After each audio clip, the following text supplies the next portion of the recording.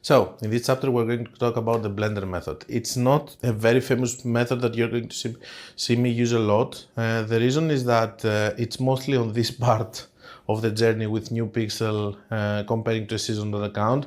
I'm using it when I'm desperate in some other accounts which are problematic. Let me tell you that some of my friends also use it when they are desperate in some other accounts which are having new pixels and stuff, and it's working.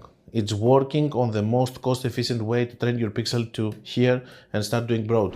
How it's working and how it was created, because it wasn't created now, it was created before even iOS. Before iOS, we had this option at some point which appeared, which was the detail targeting expansion.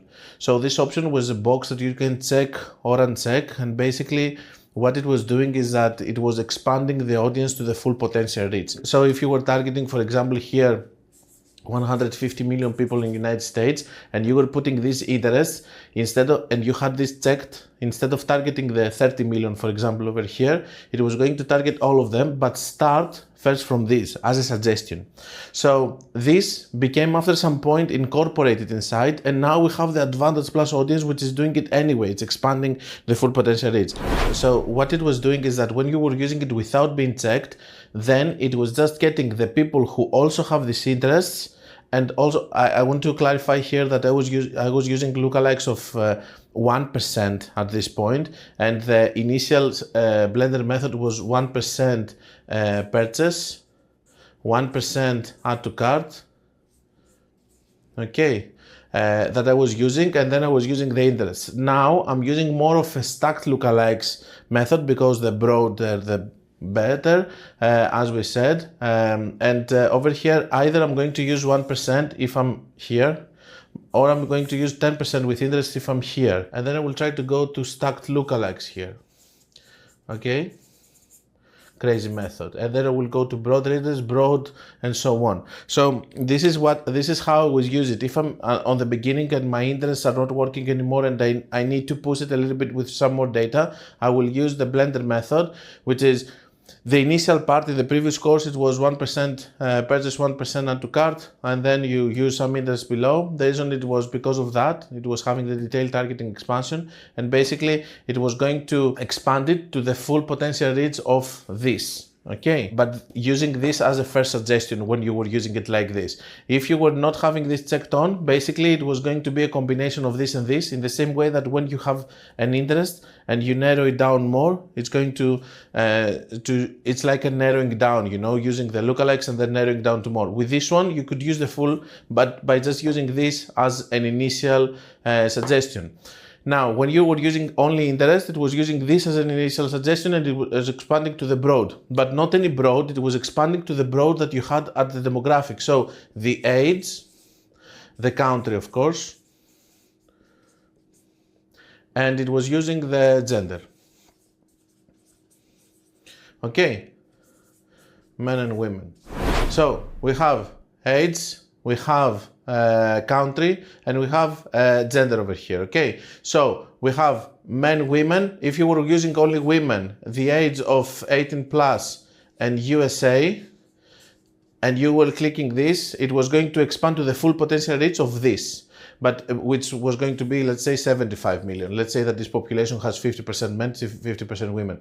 But if you were using this with another age, for example, 50 plus, then this was going to become, as a full potential reach, it was going to become 35 million. So it was going to respect the demographics here to expand them, okay, in the full potential, which is something that the new detail targeting expansion is not doing necessarily. It's respecting also on the top, if you see, it has the option of the country, of course, it's going to respect it, but you cannot do specific for example, you have to target a country, you cannot do specific states in the United States. It's going to expand to the whole. But back in the day, you had the option to turn this on off. So, because remember, before iOS, it was all about laser focus targeting. After iOS, it's about broad targeting and the algorithm understanding who to target and stuff, because we need data.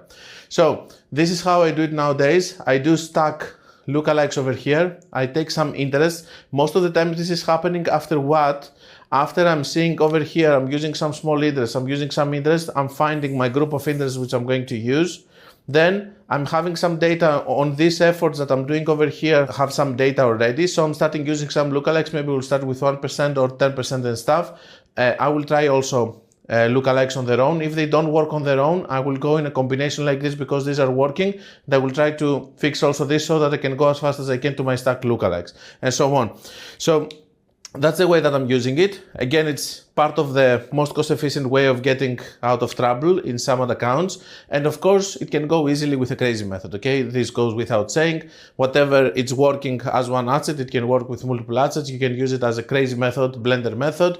You're using stack lookalikes here with stacked interest. You can use only one interest. You can use only 2 or 3 stacked lookalikes, whatever combination you want to do, whatever combination you might run, for example, a CBO which is running with lookalikes, and you see that 5% lookalike is working for you. You can then run this stacked with another 5% stacked, or 5%, only the 5% that you have seen that's working. Maybe it's the add to cart, for example, okay? And you can run this one with another interest that you have seen that's working. In other words, observe your ad accounts, see whatever is working, just group them together and make them work. Now, before we close the video, let me explain what is happening now with the detailed targeting expansion. The detailed targeting expansion is not there anymore, and it's something that Facebook is doing anyway. If you switch to original audiences that we still have right now, basically you're going to be able to have this kind of targeting, which is going to be a mix of the lookalikes with this, without expanding to the full. If you're using Advantage Plus Audience, which is a new thing, then it's going to start with those as a combination and going to expand to the full potential reach, which is going to be the settings that you have above, which is the age mostly and the country. I don't think that you can touch the gender. It's going to expand to both. But this is how now the targeting expansion is working, and that's why it's not so efficient into this area. But at the end of the day, it has helped me a lot in several new pixel ad accounts. So this is why I'm mentioning here, and I'm mentioning also the whole journey until I discover this method and actually start working with it. I'm not talking a lot about it because, you know, it's my last resort, which means that the other accounts that this thing is working, it's actually bad at accounts that they haven't been trained yet. Another thing is that, except from using things that are working in other campaigns individually, like taking interests that have worked in a CBO campaign or lookalikes that worked in that, the more you use from the ones that they have worked, the better chances you have of something working as a combination instead of not doing that. And last and not least, as you move down that path, you can just make it broader and broader. So use a broader thing here, use a broader interest here. So for example, here it can be engaged shoppers after some point, okay? So the more you move down that path, the more you can increase, you know, the broadness of the lookalikes that you're using, the interest and stuff, and stacking them together.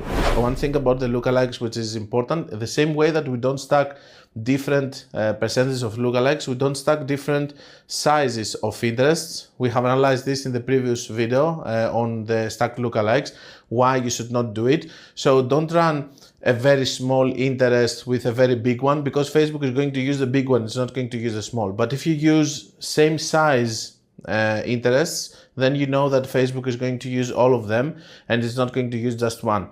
I'm just saying it from the technical perspective that you're thinking that you're using a lot of interest, but if they don't have the kind of similar same size, then you have a problem. Now, we know that from CBO campaigns and the way that they distribute the budget. If you put a broad targeting ad set, it's going to take all the budget, and the smaller audience is not going to take budget, or it's going to lose budget along the way and all of that. Also, the broader it is, you are having more sustainability, it's going to stay for a longer period of time. And because I'm not gonna make a different video about crazy method, CBO campaign with interests, I'm letting you know that when you're doing your interests, they need to have this kind of similar sizes if you're stacking them together and you're grouping them together, or even in the same CBO if you want them to be tested properly with proper budget allocation. Now, if you ask me about different sizes, okay, group together the 500k, 2 million, 3 million, 4 million together, the 5, 10 million, 20 million together, the 50 million plus, it doesn't matter, all of those are considered big ones, and you get my point. But if you group together a 500k audience and a 50 million audience, as you can understand, it's not going to take any budget, even if you put it in a different budget or in the same budget. So only the big ones are going to. This is how you are going to group it and make it work. And that's all.